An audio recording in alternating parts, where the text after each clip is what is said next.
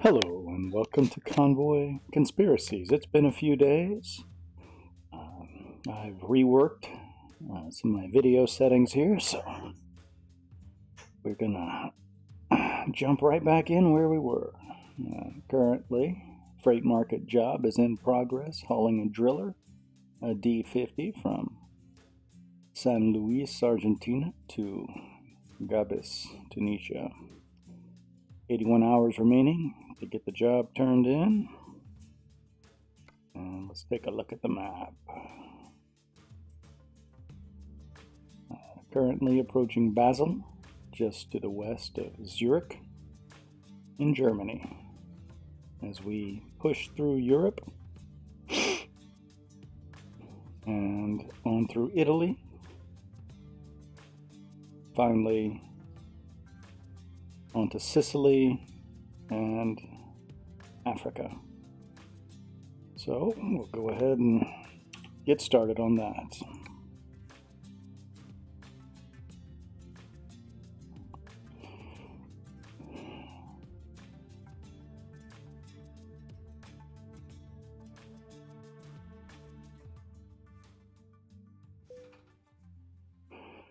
All right, let's get her going here. Oh, right, I gotta recenter my steering wheel. Okay.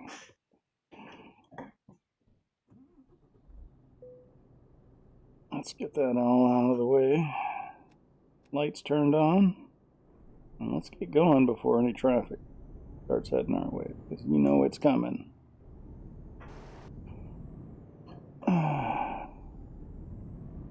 So hi and welcome back to episode 7, perhaps. And what are we going to talk about today? Well, we're going to keep talking about conspiracies. You know, I would like to... where are we here? Is this Switzerland? I guess, yeah. We're treading the border here, but on Switzerland. I've got some Swiss ancestors. Okay. I think I'm supposed to go this way. Or not. Was not supposed to go that way. Okay. Alright, now I'm going to have to cut through the town here. Okay. Fortunately, the streets are absolutely deserted. Okay. Oh my gosh, I think I'm going the wrong way here. I'm on some kind of railroad track. This is not good, folks. A semi-trailer hauling a driller on some railroad tracks. Wow. Okay, well, take our, yeah, take a left there. Boy, we're having some fun already. Here, I'm getting a little warm here. All right, let's see what it takes to get through the town here. That light is nice and green. Yeah, everything's very nicely lit up, even though absolutely no one is here. Okay. Okay, watch that. Oh my gosh. Trailer damage is that. Let's see where we're. We just clipped that railing there. Oh my gosh. Should have taken a wider turn. Alright, well, let's check the damage. Okay, we've got 2% cargo damage, so that's going to cut into our profits, I'm pretty sure. Why does trucking have to be so difficult? If it wasn't so difficult, then anybody could do it, right? Anyway.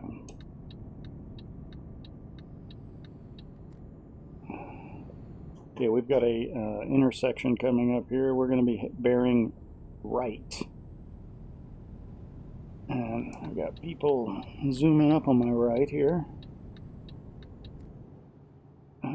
So we're taking the exit towards Goddard. Let me get it slowed down here.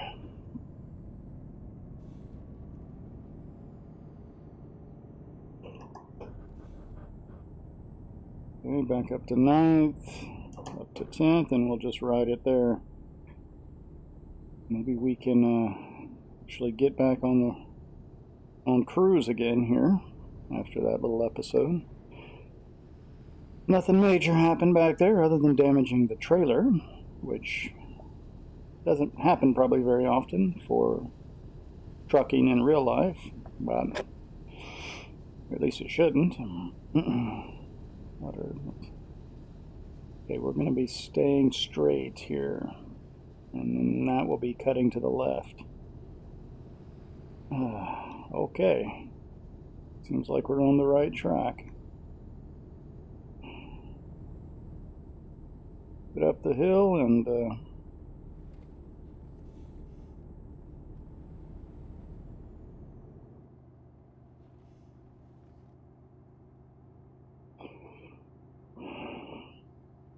all right, I need to fix something here.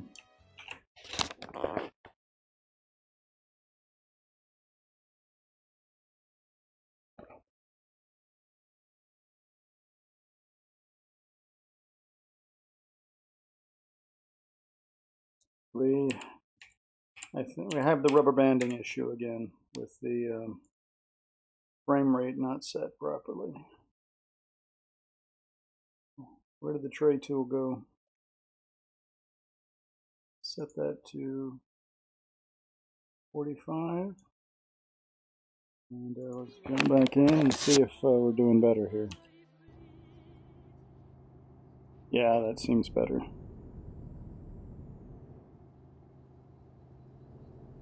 Okay, set the cruise to 80, and we're back in business without the rubber banding. So many little idiosyncrasies in VR. I really wish they'd get these things figured out. So, okay. Right, we are coming down. Somebody pulled over here. Police. Somebody was speeding. Can you imagine that? Oh, the car in front. Maybe they pull in front in Europe instead of behind. Or maybe they just do whatever they feel like. Anyway, okay, we've got check the okay, of course we're good on fuel, we're good on sleep, obviously. It's just gas stations. Okay, got some mountains up ahead. Alright, yeah, so what I'm basically saying is conspiracy theory, and I've gone over this before, stating that we should just assume there's a conspiracy because it's just natural for humans to conspire when, a lot of power and wealth and money and control over other people is at stake. That's when human beings conspire to their true potential. When those types of things are in play, we should always assume conspiracy, and then if we're proven wrong or if there's evidence to the contrary, we can be convinced otherwise. That should be the default position, but in fact it's the other way around due to propaganda campaign started by the CIA following World War II, where they weaponized the term conspiracy, using it as a form of ridicule. And that has unfortunately taken hold in the U.S. population and the population of the West in general, to the point where saying the word conspiracy just means it's false, which is ridiculous, but was the intended effect of the program to discourage the masses from distrusting the powers that shouldn't be. it was highly effective for whatever reason. I guess I'm not a propaganda expert. I'm familiar with the techniques of it, but as a former intel officer, but yes, master propagandists came up with that conspiracy theory campaign, and it has truly become part and parcel of the American vernacular. But let's think about this. Let's talk about different levels of conspiracy theory, or different categories, or qualities, let's say. Let's refer back to 9/11, for instance. 9/11 has a lot of problems, and no government entity has officially admitted to any of them. But there's lots of evidence that, the most telling being World Trade or Tower 7 collapsing after the fact, supposedly due to a fire, which just doesn't make sense. Why something would collapse like in a demolition due to a fire, a building like that? It's just not possible. That's the most compelling evidence for me. A lot of people will just dismiss that and deny it, but without really researching it or trying to understand it. But here's the thing. Just because I accept that there's a problem with the 9/11 story that's told by the powers, the official story, the 9/11 Commission report, which I've read in its entirety, if I say that that's not entirely true, that doesn't cover all the bases, what do I gain from it? What benefits me by saying that? I would contend not much. There's been articles, and this usually comes out from the mainstream press, where they'll consistently attack conspiracy theorists. And they'll say, well, one of the benefits is that the person believing the conspiracy theory gets a thrill from having secret knowledge, and they feel like they know more than the rest of us. But you could just as easily reflect that argument back to the person making it and say that you, as a normie, as someone upholding the status quo, as someone defending what you've been told and what you've been taught, you get a thrill out of that. Probably more visceral and fulfilling than anything any so-called conspiracy theorist questioning the story of 9/11 could ever get. So I think that's a moot point. I mean, it's just ridiculous. As much benefit as could be gained from having the knowledge of 9/11, which no one's really trying to keep it secret. They're trying to tell people and share the information. They're not like, it doesn't even make sense, the argument that, they have secret knowledge. If they had secret knowledge, they'd be keeping it a secret. If you believe that knowledge is power, and you've got this powerful knowledge about things, yet you're trying to share it with everyone, that kind of, those two things don't go together. Right? But try speaking logically about conspiracy to people, about conspiracy theories. They're not able to think logically or process it logically. It's either all or nothing. There's no in-between. There's no critical thought. There's nothing relating to actually trying to understand the problem. It's you have to either believe it all on one side or the other. No, it's not quite that simple. Although most people would like it to be, or just that's the approach they take with it. Now, it is true that if you start questioning 9/11, then you start understanding that, hey, the government may not be as trustworthy as I initially thought. My military conditioning told me to trust my superiors, trust, the politicians in charge, the bureaucrats in power in Washington. And suddenly I don't. So that opens you up to a whole other field of inquiry. Whereas someone who won't even begin to step down that path Oh, okay. That's very slow. Wow, what a bridge we're on here. Okay, get out of my way. What are you doing? I'm in neutral. Sheesh, ninth. Okay, so, yeah, what I'm saying is that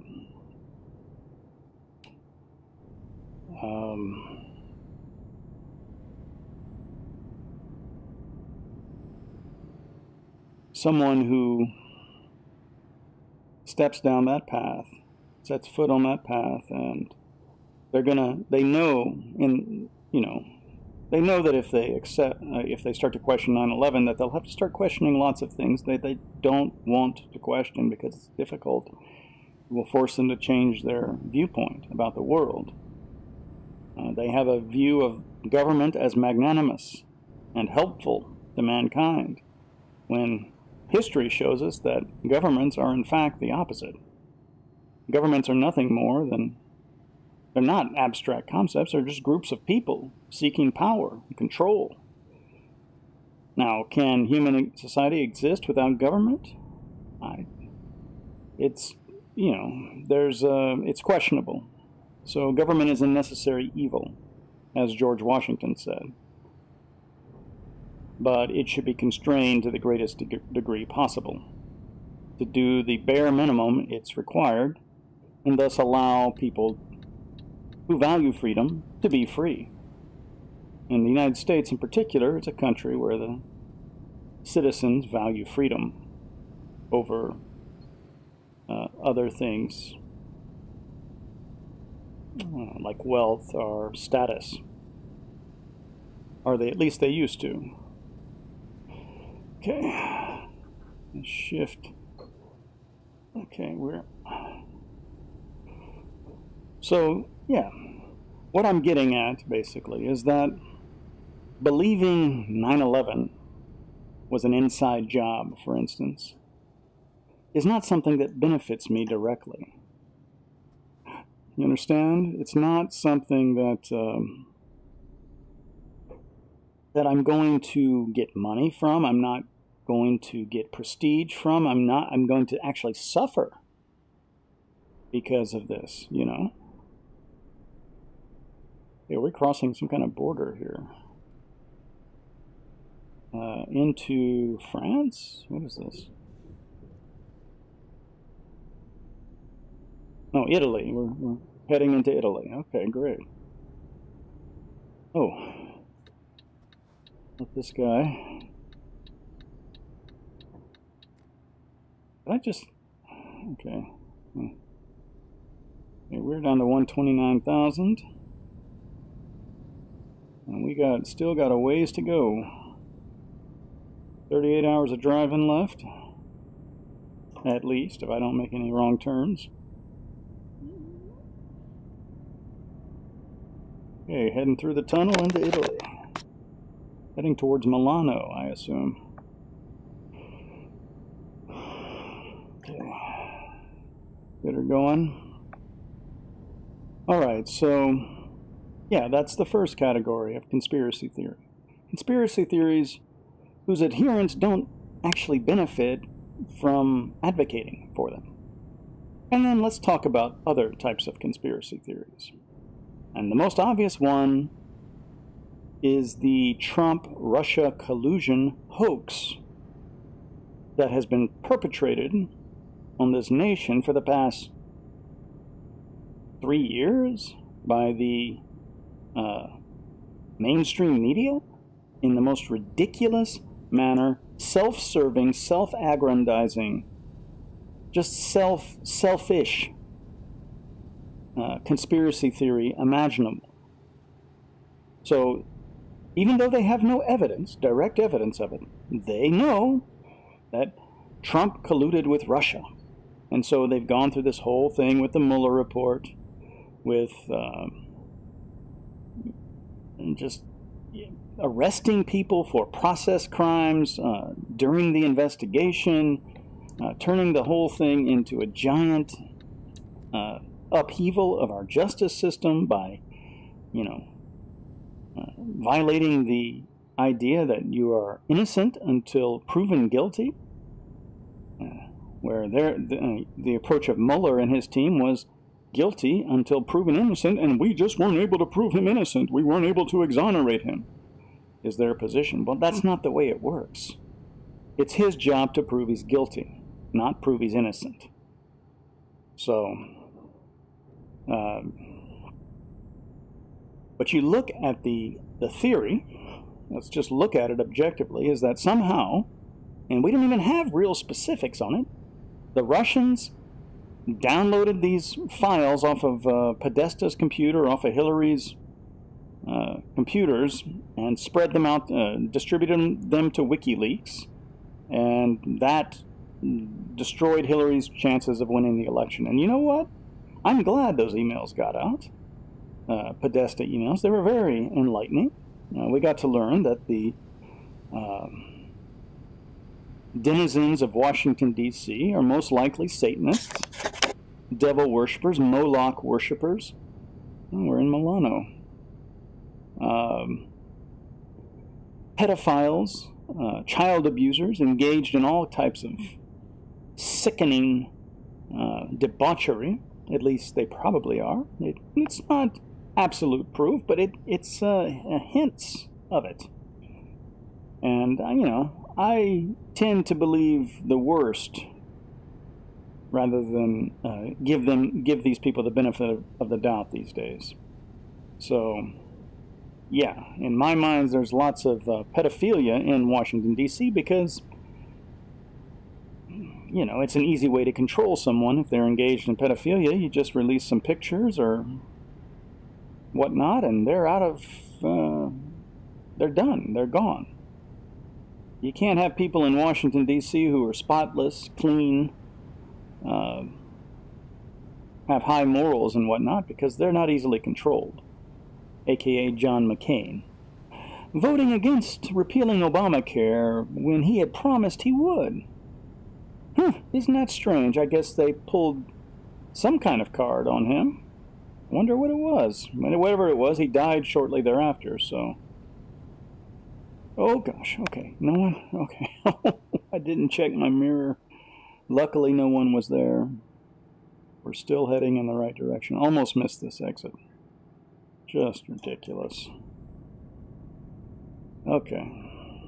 So this type of conspiracy is what's called or how I would label it, a self-serving conspiracy theory versus a self-sacrificing conspiracy theory. Like I said, if I'm advocating for 9/11 being an inside job, it's a kind of a sacrifice. I'm not really gaining anything, I'm losing. But I'm sacrificing that just for the ability to perpetuate the truth. Is this fast pass? Okay, let me get over here. It's not fast pass. Whereas a self-serving conspiracy theory, there's no sacrifice whatsoever involved. It's only done to protect myself. Like if I'm trying to defend myself from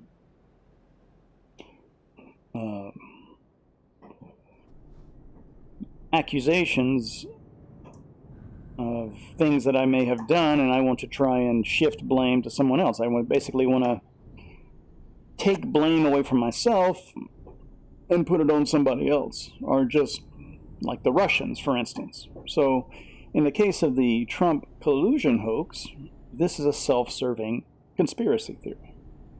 No sacrifice is being made. The media are complicit in it. The deep state bureaucrats are complicit in it. The reason why it's being pushed so intently is because Seth Rich, most likely, was the one who released the Podesta emails to WikiLeaks, because he had direct access to them. Oh my gosh! I just got a ticket. Oh my gosh. Unbelievable. Lost track of the situation there.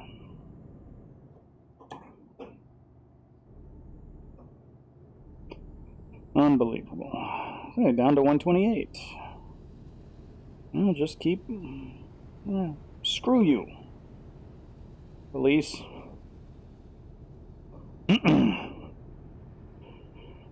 So, yeah, Seth Rich, most likely. I don't see how the Russians could have downloaded it, and they had Seth Rich right there. You know, he had direct access. The amount of files in a Outlook PST file, the size of those files are usually quite large, you know, gigabytes in size. And, you know, if you're on an online penetration hacker, you don't have much time to just download stuff without being detected. So it's much more likely that someone who had direct access to the system, you know, credentials, login, all of that, sticks a thumb drive in, downloads the PST files, the emails, and you're done. Whereas this whole Russian hacking thing is ridiculously complex, and there's absolutely no evidence for it. Like, there's no evidence that they actually downloaded gigabytes worth of files onto a, you know, remotely. There's none. And then there's the whole problem with Seth Rich being murdered shortly thereafter. And he was a known Bernie Sanders supporter. And his, I mean, I'm just listing out evidences that support my take on things. There was some kind of DNC operative attached to his family after his death that answered all the questions. Just, it's very fishy, okay? If you were trying to cover up a murder, a hit job, this is a classic way of doing it.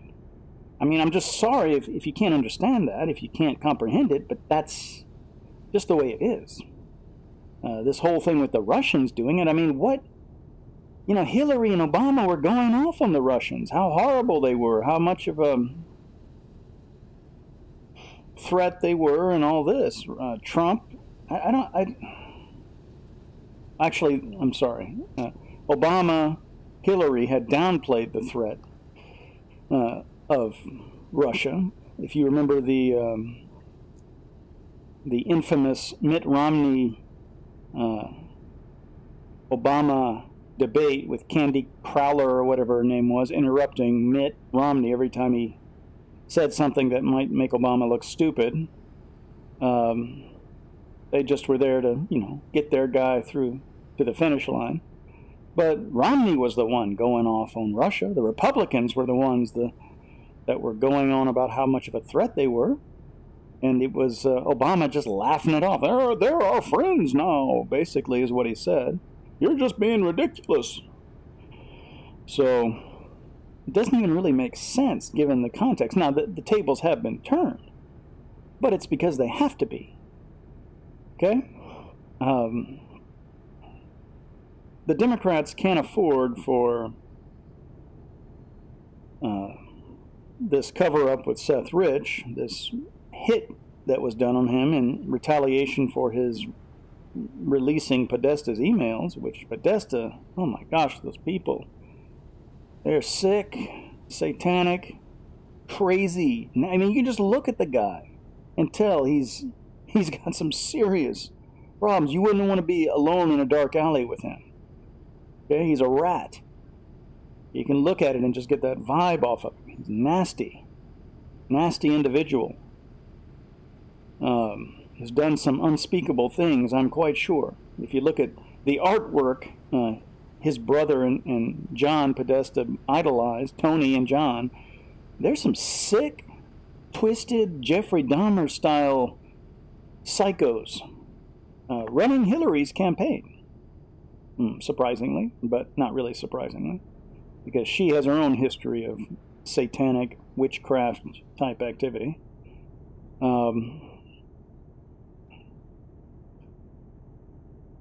Yeah, I mean, basically, they have to. They can't let that story come out. So there's just no... It's all Russia, Russia, Russia. And Americans have enough of that Cold War conditioning left in them to respond to that. Hey. Oh, crud. Okay, I went the right way. Well, I guess I was checking my sleep cycle here a minute ago, and it looks like we're in the wrong lane. Okay, we got in the wrong lane there.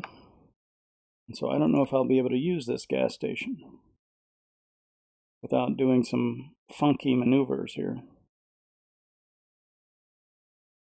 Okay, so there's not really another gas station here on the A1 for quite some time. I guess I'd have to go through Florence.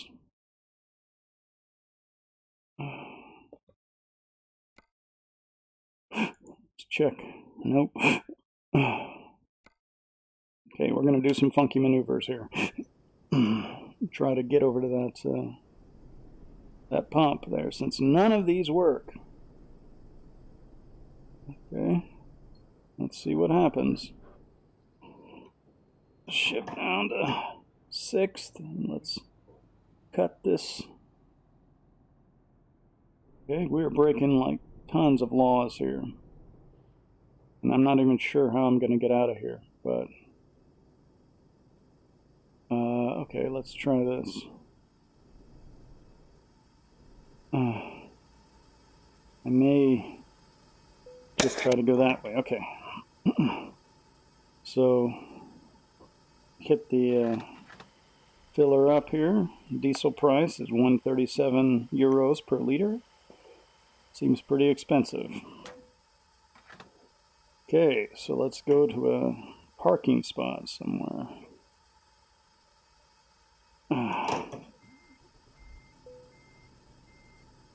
Okay, it's right behind me. Okay, so you're going.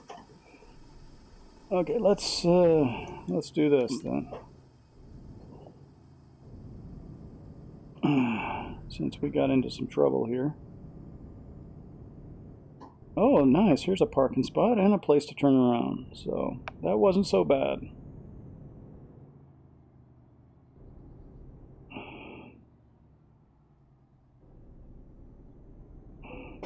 Okay, we're good. Let's kill the truck. Get outside here and take a look around. Take a look at everything.